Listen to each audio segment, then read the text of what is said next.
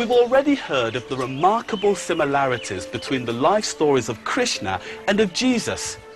But here in India, there's another important religious figure, also the result of miraculous birth, who was tempted by the devil before beginning his public ministry at the age of 30, who performed miracles such as walking on water and the feeding of 500, and who challenged the established religious order and presented an alternative way of understanding the world, and who spread his teachings and wisdom through parables and sayings.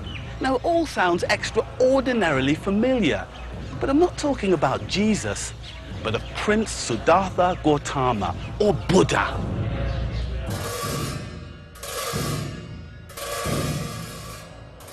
I am now in northern India, in the foothills of the Himalayas. After the Chinese invasion of Tibet in 1950, this area became the spiritual home of Tibetan Buddhism. In my search for the hidden story of Jesus, I have come here to investigate the similarities between Jesus and Buddha.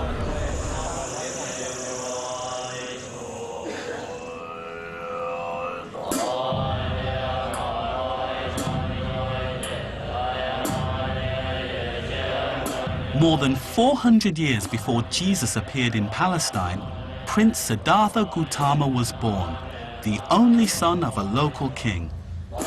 According to tradition, his mother Maya gave birth to him miraculously. Like Jesus, he was also predicted to become a great man from birth, and wise men traveled to see him. As Siddhartha neared his 30th birthday, he began to realize the world was full of pain and suffering. So he decided to leave home and take up the life of a wandering monk. For the next 6 years, he meditated on the sufferings of the world. Like Jesus, he was also tempted by a devil figure but resisted. Finally, one day, while sitting under a tree, he found enlightenment and began his ministry to teach the world about Dharma, or the right way of living. Today, Buddhism has spread all over the world and has over 300 million followers. I had arranged to meet Thai Situ Rinpoche, the 12th reincarnation of a Buddhist Lama or spiritual master, who can trace his lineage back to one of Prince Siddhartha's original disciples. Buddha, as we know, was born miraculously, and we know that he, like Jesus, was tempted by the devil. We know that he performed miracles, and there are some miracles which are very similar to the miracles of Jesus, walking on water. We know that Jesus' life, he challenges the religious order, and so does Buddha. So, I mean, how do you understand the similarities that there are in their lives, just in the lives and the way that they're mapped out? Well, this is interesting because on earth you cannot find one person who don't like to be happy and who like to suffer. You cannot find one. Everybody like to be happy, everybody don't want to suffer. So the teaching of Buddha is based on that. The teaching of Christ is based on that. And why? I think is because both of them are humans. Right. But a good thing is if you are following pure Christian lineage, then you are following the path already. In the New Testament, in John's Gospel, Jesus taught that I am the way, the truth, and the life, and that by following him you can enter the kingdom of God. Buddha taught that if you follow his path and lead a moral life, are mindful of your thoughts and actions, and develop wisdom and compassion, you could reach enlightenment too. In their teachings, both Jesus and Buddha provide a very practical guide to personal transformation that is remarkably similar. Do to others as you would have them do to you. Consider others as yourself. Professor Duncan Durrett has been studying Buddhism for the past 50 years. Any Buddhist hearing the Sermon on the Mount would immediately say to himself, here is the teaching of a Buddha, for sure. If someone strikes you on the right cheek, offer him the other also. If anyone should give you a blow with his hand, with a stick, or with a knife, you should abandon any desires and utter no evil words. The Buddha and Jesus were attempting to achieve the same object, that an individual could be shown how to be righteous. Righteousness is a technical term amongst the Jews and amongst Christians. A righteous person will always look out for his duty to his neighbour, and the Buddha, on the other hand, is looking for what was called dharma, and that can also be translated righteousness.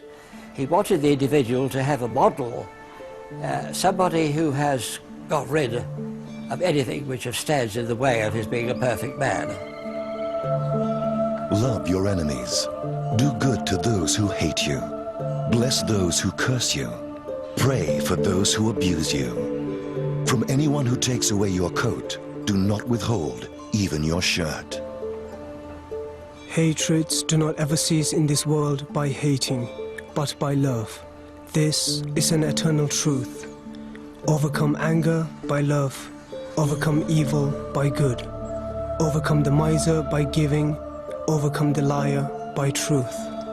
The Buddhists think that there is a continuum of life, and by perfecting oneself, one reaches a stage where one is not reborn and suffers no more. Jesus talks about the kingdom of heaven, which exists on the earth amongst those who are real subjects of the real king that is God himself.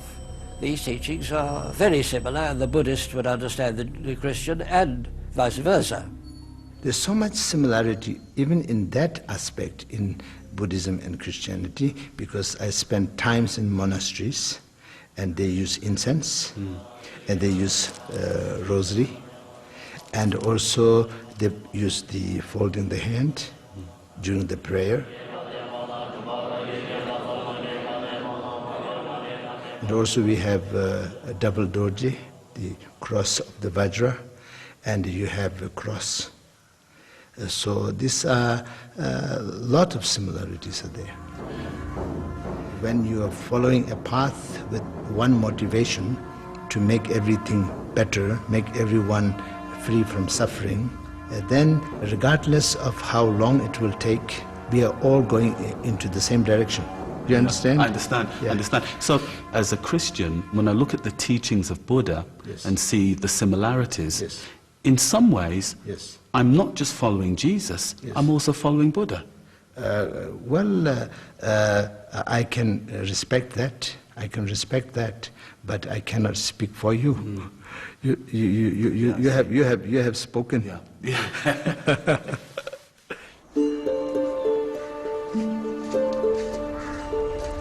In Tibetan Buddhism, there is a type of holy figure known as a bodhisattva, someone who has put off full enlightenment so they can help others along the right path here on earth.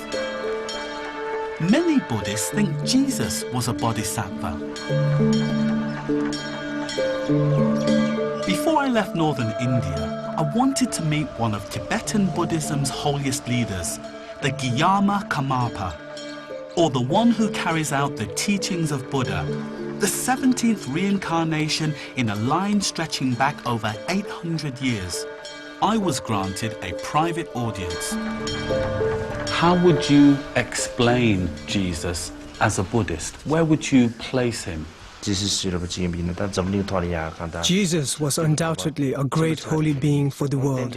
And from a Buddhist perspective, we can definitely recognize him as a holy being.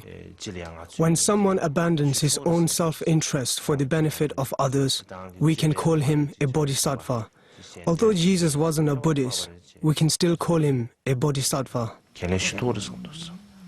One of the things that amazes me about the story of Jesus and the story of Buddha is the similarities in their teachings. Their thoughts or teachings are similar because their motivation is to guide others towards the right path. If we look back into history, the stories of these holy beings are always similar.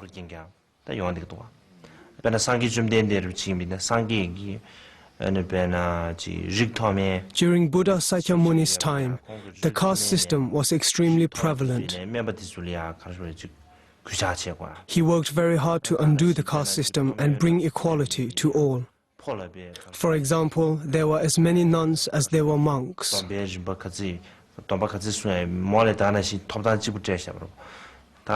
Jesus also brought about many similar changes, such as equality and justice. They both understood their society's problems and so challenged those dogmas.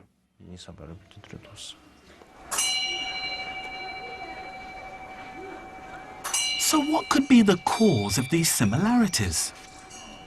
At the time that the Bible was being written, we know that trade routes existed between India and Palestine via the Silk Road in the north and the sea in the south.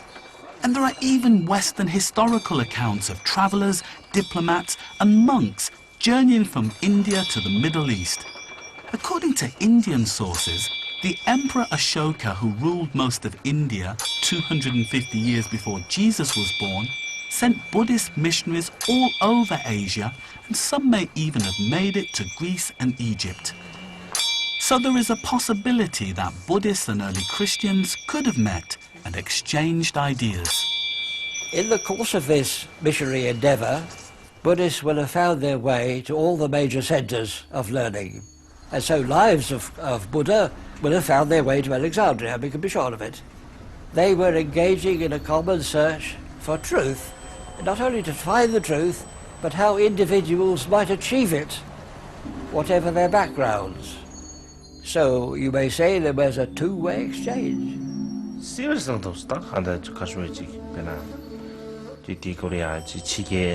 Yes, it is very possible. We have stories where sailors and soldiers who went on campaigns took Buddhist teachings with them. Some believe, and I have been informed, how during Jesus' lost years, he came to India at the peak of Buddhism. He was impressed by the teaching and took it back with him. So yes, it is very possible. And as Buddhism developed, the representatives of the Buddha said that there are Buddhas in other lands. And when the story of Jesus is told and how he knowingly and deliberately flung his life away to show the result of his teaching, there we are, there's a Buddha.